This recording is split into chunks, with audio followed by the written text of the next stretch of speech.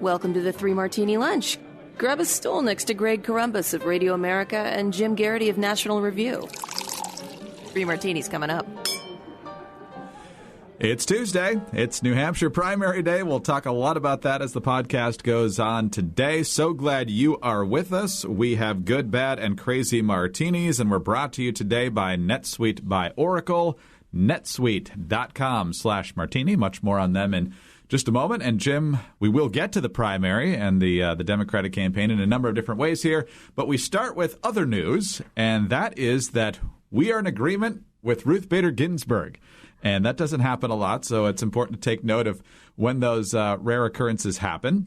If you have been following Virginia at all, and you and I obviously have because we live here, the Democrats now control. They've got a fairly short legislative session, so they're cramming every liberal idea they can literally think of down our throats in the limited number of weeks that they have to do so. But one of the things that they did pretty early on was to have Virginia ratify the Equal Rights Amendment, which it did by wide margins in the House and Senate. And according to their math, that makes Virginia the 38th and the last state needed to actually ratify the Equal Rights Amendment. But there's a problem. The Equal Rights Amendment and the chance to get to that 38th vote actually expired in 1982 when Pete Buttigieg was still in diapers, because that's the same year he was born. But there's also been some other states that had approved it that rescinded their ratification of it. And so there's going to be a large legal debate, but maybe it can be avoided because according to CNN, Justice Ruth Bader Ginsburg, a longtime supporter of the Equal Rights Amendment, suggested Monday night that the deadline to ratify the measure as a constitutional amendment has expired and that the decades-long effort must start anew. Quote, "I would like to see a new beginning," Ginsburg told an audience at Georgetown University Law Center. "I'd like it to start over." Nodding in response to the question about the dispute, Ginsburg said, quote, "There is too much controversy about latecomers," and she added that Virginia's move came, quote, "long after the deadline passed." And so if Ginsburg is going down that road, this long legal battle that everybody's predicting in response to the Virginia vote, Jim, would suggest that the Supreme Court wouldn't take their side. Now, there's a whole other debate about whether the Equal Rights Amendment is a good idea. It simply says there should be no discrimination based on sex. It's a one-line amendment, but a lot of folks have looked into that and said, oh, that means women are eligible for the draft and all sorts of things that a lot of people think makes sense that there's a gender distinction. So, first of all, what do you make of the fact that Ruth Bader Ginsburg is on the side of the people saying, no, you can't revive this amendment that's been dead for almost 40 years?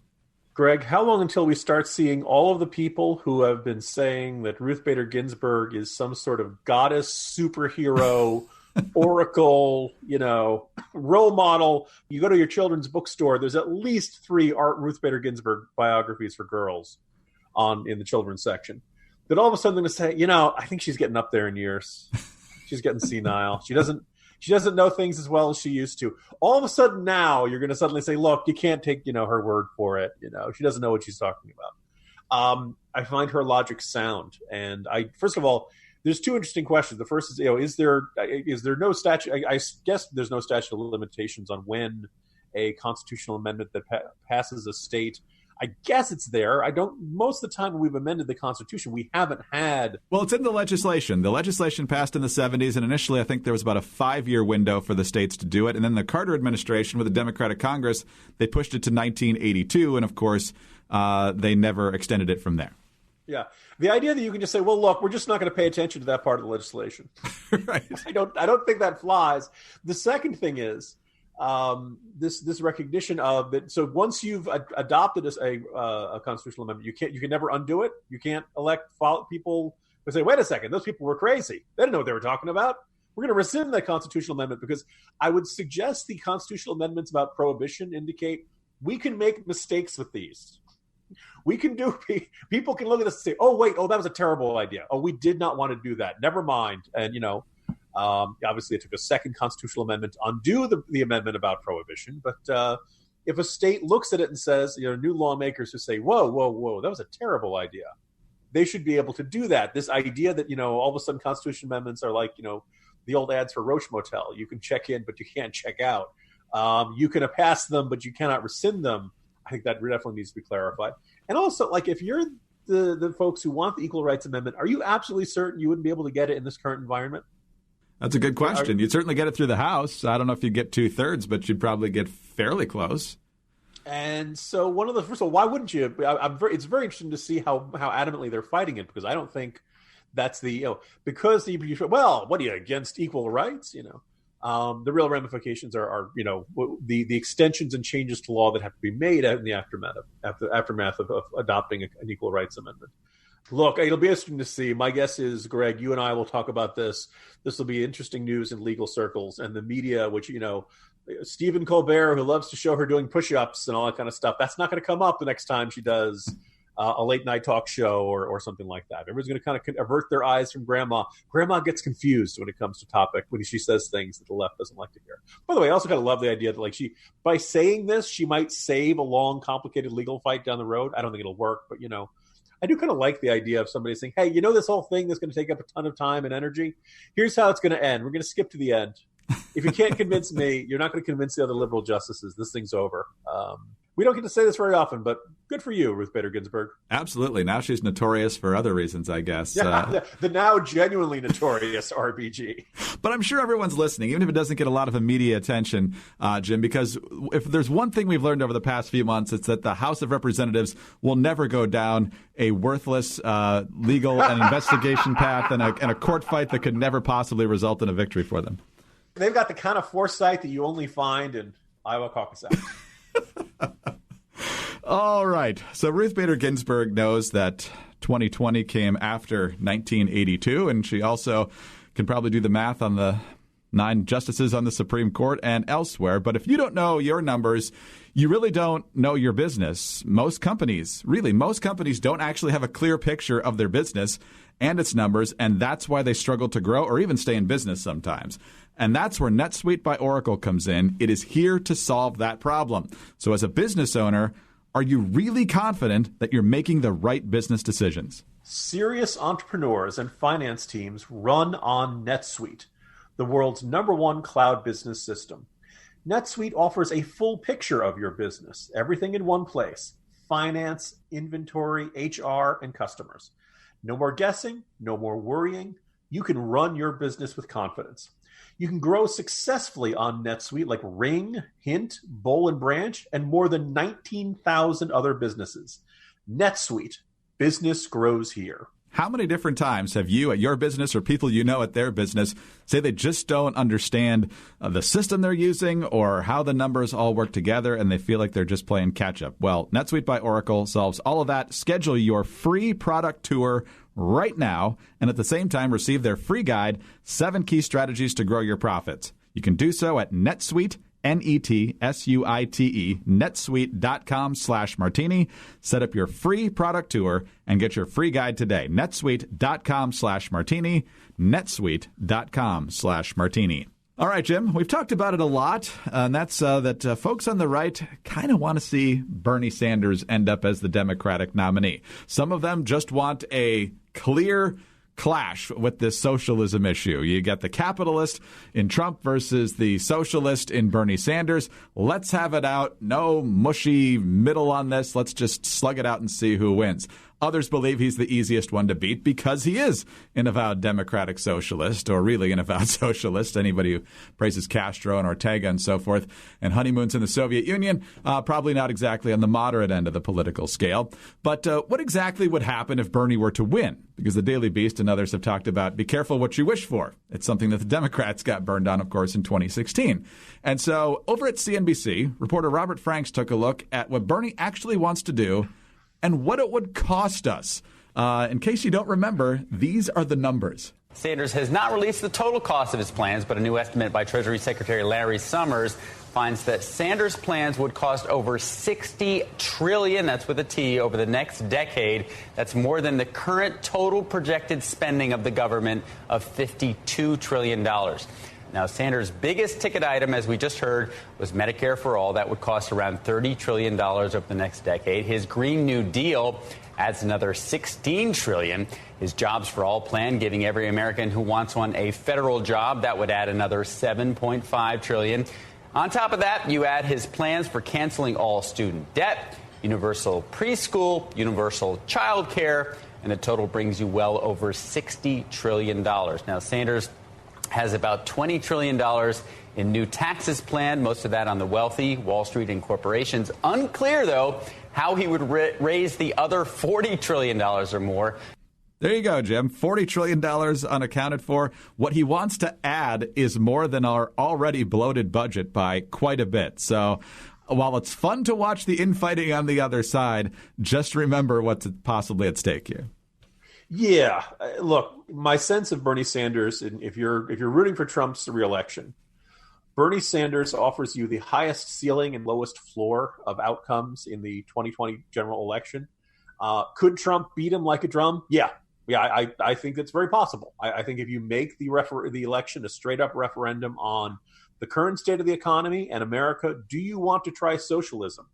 Do you want to throw out everything we have and try it on this guy and his ideas and everything that Alexandria Ocasio-Cortez wants to enact and all that kind of stuff? I think Trump wins. But I've been wrong before. I was wrong in 2016. So I think you probably want to have at least a little bit of caution about this. And I think it's safe to say that if Bernie Sanders could beat Trump. Bernie Sanders is competing for a lot of the same kind of voters as Trump. I think Trump, he brings his own baggage to the table. I think we saw this in the 2018 midterms. I don't know how suburban voters break in a Trump versus Sanders matchup. I think suburban soccer moms, et cetera, probably hold their nose and vote for Trump, but I would not want to bet the presidency on it. My colleague Ramesh Ponnuru wrote a really good column about this, where everybody says, look, Republicans will probably keep the Senate. By the way, that's not the safest bet in the whole wide world. But, if Republicans keep the Senate, they'll be able to block most of what Bernie wants to do, and the country will be okay. I'm not so sure about that, or at least everything that we're worried about Bernie Sanders doing. Remember, he'd still be picking the cabinet. You'd still be getting a Bernie Sanders selected Secretary of State, Secretary of the Treasury, Secretary of, the entire cabinet, all kinds of positions up and down the entire executive branch. Could Republicans in the Senate block some of those nominees? I guess, but eventually you got to appoint somebody. And I think the other thing, which is probably even more significant, is if Bernie just wins the nomination, then he will have demonstrated you can be an open and outright socialist and you can win the Democratic nomination. This is going to have a big impact on Democratic Party politics for the foreseeable future. Think of the Overton window, which I think Glenn Beck popularized. The Overton window is kind of the range of ideas that are considered reasonable, plausible, and realistic in American politics. Well, Bernie Sanders is going to getting the nomination is going to push it very far to the left. If he wins the presidency, even if he doesn't get a chance to enact all the legislation he wants to enact, he's still going to move that Overton window way to the left. It basically would probably make socialism, if not mainstream, then let's say quasi-mainstream in American politics, and that would be a really significant change. And as the Overton window shifts, it does tend to move on the other side too. I think you would start seeing various Republicans start trying to figure out a way to function in a now quasi-socialist country. So that's the downside of Bernie Sanders first winning the nomination and then going on to win the presidency. Now, look, as Republicans, we don't have that much say in who the Democrats nominate. This is a fight. I've said I'm not going to be voting in the Virginia primary. I know Hugh Hewitt says he wants to support Bernie Sanders. Again, one, be careful what you wish for, and two, just winning the nomination makes the range of ideas in the Democratic Party take one step to the left. As a man on the right, I miss the days of the Democratic Leadership Council and Bill Clinton supporting welfare reform and the moments where there was conservative elements here and there within the Democratic firmament. I think that's what a lot of conservatives might be kind of whistling past the graveyard as they start the idea of, hey, wouldn't it be fun if we helped Bernie Sanders win the nomination? $60 trillion. $40 trillion of debt, meaning you almost triple the current obscene $23 trillion in debt. Jim, let's talk about a guy we haven't talked about a lot lately, and that's because, well, he was on the debate stage, but as usual, he didn't do much there, and that's Tom Steyer. He's a billionaire, too. He's not a Michael Bloomberg billionaire. He's only spending $14 million so far of his own money, not $200 or $300 million like Bloomberg is so far. But Tom Steyer is trying to get some attention as voters go to the polls today, and probably more so as voters in Nevada and South Carolina get ready to do their thing in the next couple of weeks because he's doing much better in those states. But Tom Steyer, according to The Hill, just vowed to raise the minimum wage to $22 per hour if he gets elected. According to Fox, he originally made the statement and the promise during a campaign party in South Carolina on Sunday. The current minimum wage is $7.25. Most people want to make it $15, like Bernie and Warren and Biden. But now Tom Steyer going 22. So, Jim, why stop there? Why not just go 30 or 50 or 100? I mean, or just give everybody the same amount like Bernie does. I mean, this is just not in the supply and demand curves that we all learned about in school. One of my pieces yesterday was about the breakdown in party discipline. You know, the national committees do not have the ability to say to a candidate, you are hurting the party. It's time for you to drop out. If you want, we'll get you some nice ambassadorship somewhere next time we have the White House. But they don't have that leverage that they used to. And I think this has a lot of bad effects in our politics. And, you know, we on the right can chuckle about this. But you have this proposal. And the other one that jumped out is, you know, the Democratic debate Friday night turns to the topic of race. And you can almost like see the temperature of the room go down a couple of degrees because you have an almost entirely white group of candidates up on stage, with the exception of Andrew Yang. You have no more African Americans. You have no more Latinos. And African Americans in particular, but also Latinos, are a big part of the base of the Democratic Party. And it's embarrassing to the Democrats that none of their minority candidates other than Yang made it to this stage. It is embarrassing to the Democrats that their final field is like 6 of 7 white people, and 2 of them are billionaires. Steyer's up there, and the first thing he says is, I support reparations. And he does it like he's throwing down this gauntlet. I got the guts to do this. That's me throwing a pen to represent the gauntlet. Who else is with me? Well, everybody else on that, it's not like nobody else on that stage has forgotten about reparations, or they don't know what it exists. You know, they're not saying they support reparations, or they'll say, well, I believe we should form a commission to study it, you know, because they realize you lose votes that way, right? This is what, you know, if James Carville had hair anymore, he would be tearing it out over this, right? And now you see this idea of, well, we need at least a $23 minimum. Are you, you know, like, say to small businesses, you know, the fight for 15 just got finished, right, in most places, right? You know, oh, by the way, what got a whole bunch of companies to raise their minimum wage to $15? The tax cut. You're welcome.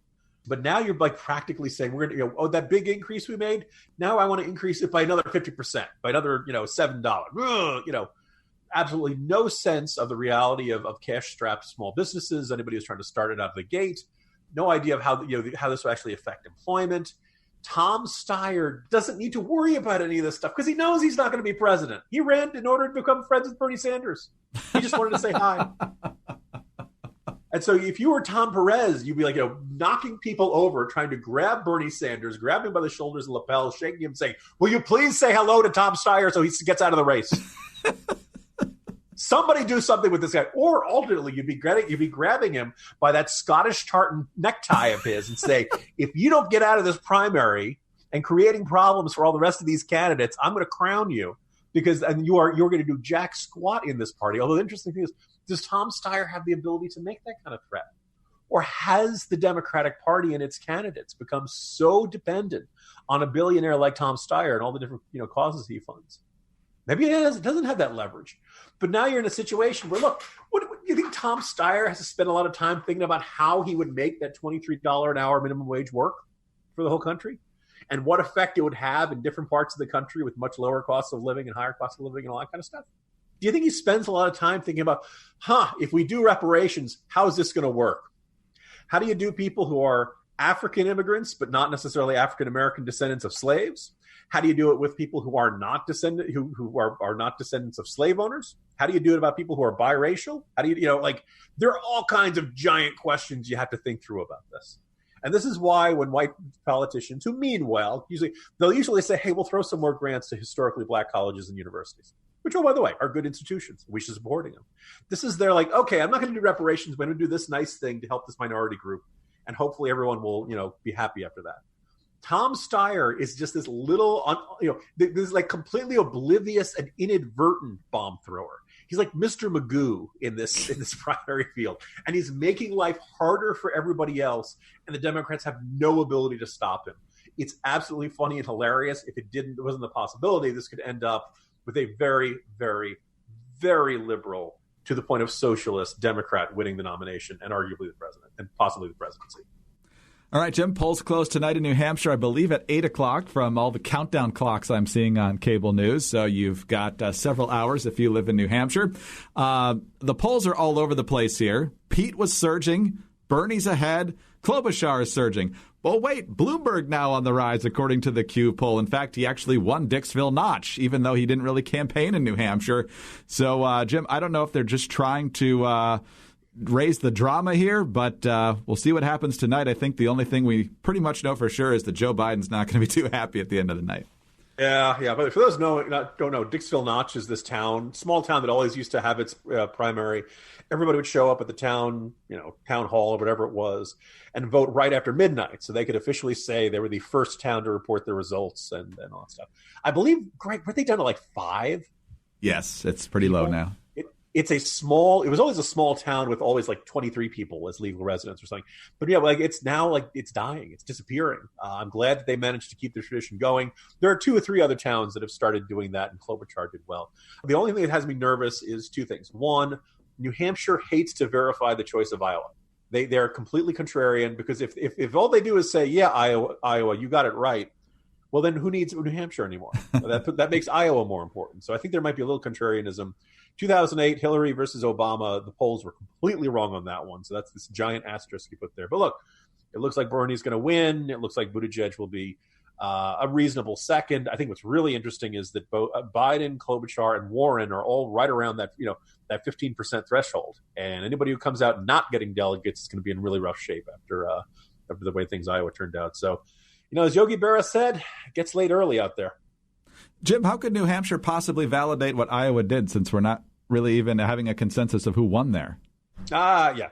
So obviously, look, we know it's between Bernie and Buttigieg. Yes. So and technically, in terms of who voted got the most votes, it's Sanders. In terms of who got the most delegates, it's Buttigieg. Remember, these are the same people who want to get rid of the Electoral College. And, and that Warren did okay. I think, but it's a hard lesson from 2016. You may remember that Marco Rubio got 3rd place in Iowa. And it was better than everybody expected. And then he did really badly in New Hampshire of that terrible debate. And then he kept doing okay, a better than expected 3rd place here, and a better, except the funny thing is, each time you're beating expectations, somebody else is beating you. Right. You get, look, that was a really good 3rd place. That's great. Somebody else did 1st and somebody else did 2nd, and they're ahead of you. And that's where I think Warren has to be very nervous about the coming weeks. Wow. All right, lots to watch, and then it's on to Nevada and South Carolina. So, Jim, we'll have plenty to talk about tomorrow. See you then. See you tomorrow, Greg. Jim Garrity, National Review. I'm Greg Corombos, Radio America. Thank you very much for being with us today. Don't forget to subscribe to the podcast. Leave us a kind review. Reminder, you can also listen on those home surveillance devices, Google Home and Alexa and so forth. And make sure you tune in Wednesday for the Three Martini Lunch. See you then.